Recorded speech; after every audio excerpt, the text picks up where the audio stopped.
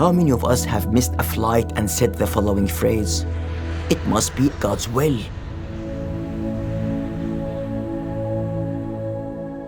And how many of us failed to get into the college or career of our choice and said, "I guess it's God's plan"?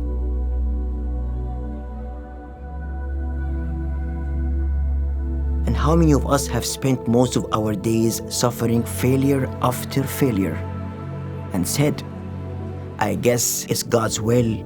It must be His plan"?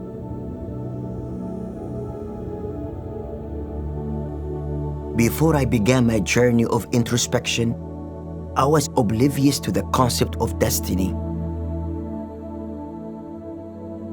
I often abused the phrase, "It's God's will, it's God's plan." I used it to relieve myself of responsibility for the consequences of my poor decisions and actions. This phrase has become a means of justification for the shortcomings and failures of many. It becomes an invitation to negligence, defeat, and laziness.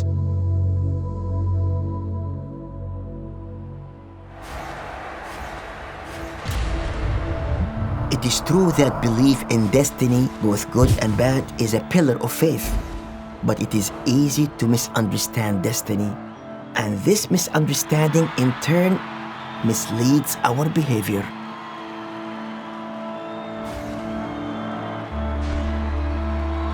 Our destinies may change in accordance with our actions because God has decided to allow us to shape our own destiny.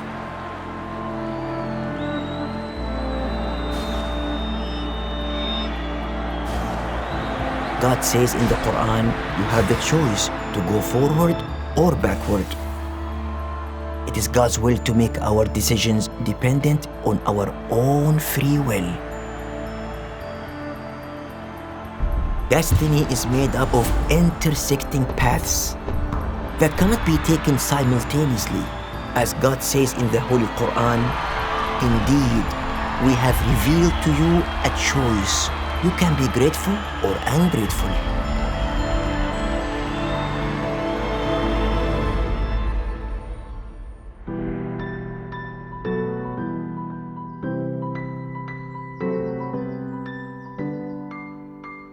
As I explored these concepts, I began to understand the difference between destiny and ordainment.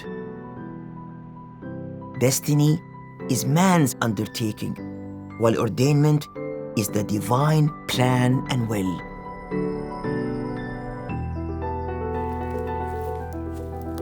Destiny is at work throughout the universe and our lives, all of which serve to manifest the justice of the divine. So if we misunderstand how destiny operates, we might end up sabotaging our full potential on earth.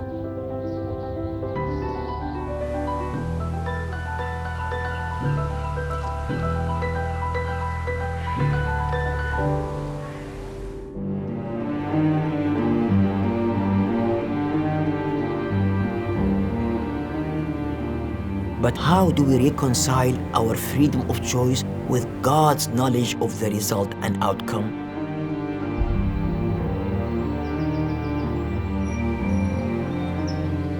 Does God's ordainment of our actions mean that we are compelled to act a certain way? Is God the source of our actions?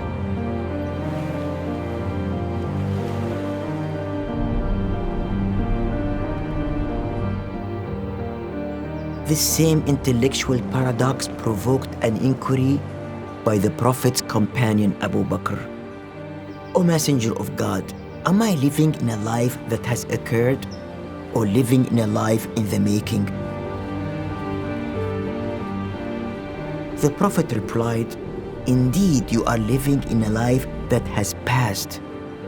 Then Abu Bakr responded, "Then what's the point of action?" The Prophet said, "Everyone is eased toward that which they have been created for." So the person is the actor, created to fulfill some purpose, and God is the one who aids him or her toward that purpose.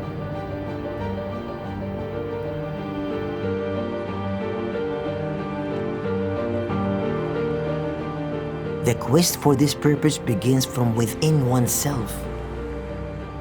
And when one recognizes one's purpose, he or she will become part of the universal intelligence, by which everything in life, from atom to galaxy, moves in complete harmony. By getting in touch with ourselves, life will work through us rather than the other way around. We will be aided in doing what we were created for, and we will come to know God through all of this. As the saying goes, he who knows himself knows his Lord. I again looked inward, asking, if I am truly in control of my actions, then how can I reconcile my freedom of choice with God's knowledge of its result?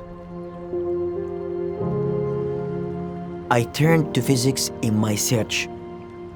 I found that time and matter are interwoven.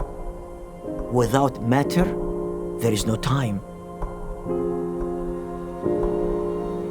Faith tells us that time began when God created matter and the universe. Time means change, but God is constant and absolute. Glory be to Him, for there is nothing like Him, and He is not matter and does not change. Therefore, God is not confined by time nor space. Human beings, on the other hand, are limited by 4 dimensions: length, width, height, and time. The problem lies in the human attempt to place an infinite God within the finite confines of time and space.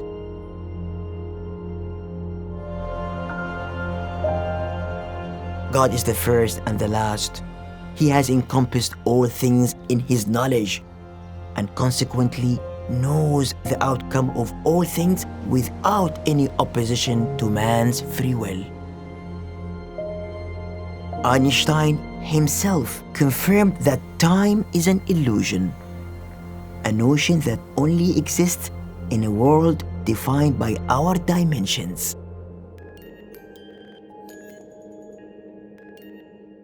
Where do we find these mechanisms of destiny, these models of virtue that shape our life? How do they work? How do we put them to use? We see them everywhere we look.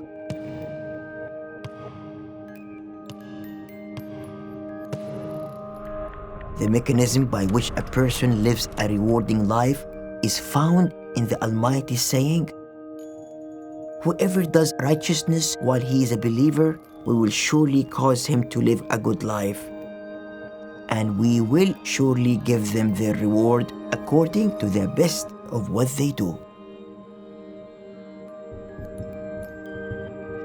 The mechanism by which to pursue a good life is to expect of God what is best. In the divine narration of Prophet Muhammad, peace be upon him, God says, "I am as my servant thinks me to be, so let him think what he will." This should lead us to be grateful in times of prosperity and patient in times of hardship. This is what made the Prophet wonder, how wonderful is the life of a believer. There is good for him in everything. If he is prosperous, he expresses gratitude to God, and that is good for him. And if adversity befalls him, he endures it patiently, and he will be the better for it.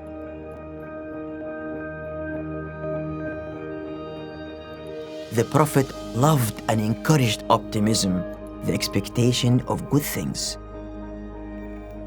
When hope and optimism fill our hearts and positive thoughts fill our minds, they do become our reality.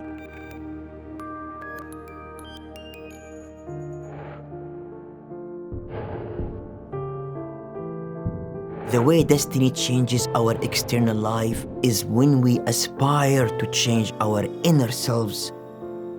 The Quran tells us God does not change people's condition until they change what is in their souls. It's a cycle. Changing our inner selves through feeding and nurturing our unconscious mind will direct our bodies to serve the well-being of our souls, which in turn aspire to good, so that our eyes will see and our ears will hear only that which is goodness. Indeed, if we want to change our destinies, we must first change ourselves.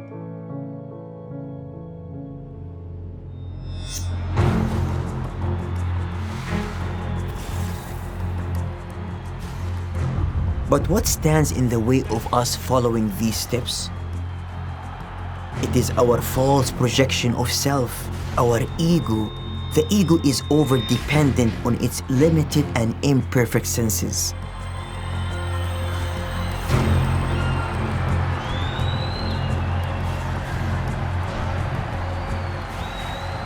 The ego naively categorizes things as either good or bad. It does not believe in the wisdom of God saying, you may hate a thing while it is good for you. Conversely, you may love a thing while it is bad for you. The ego believes that change is brought about from the outside. But true change comes from inside us. It is because of this that the greatest danger and harm is brought upon us from within. The ego's infatuation with material objects does not allow us to appreciate virtues like patience. It rushes results and rejects destiny. So we miss out on the reward God promises for patient living. The Quran says, indeed, those who are patient shall be rewarded in full without measure.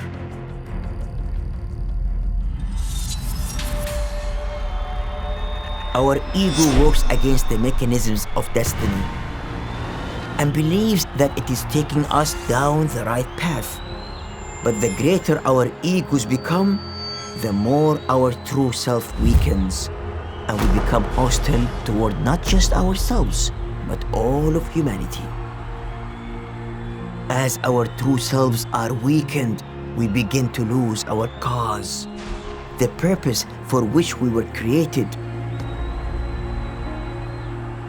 Eventually, we may even lose the path of God's help. As the Prophet said, everyone is eased toward that which they have been created for. I came to the belief that we are both free to choose while simultaneously aided by God. That aid comes from knowing ourselves and abiding by the mechanisms of destiny.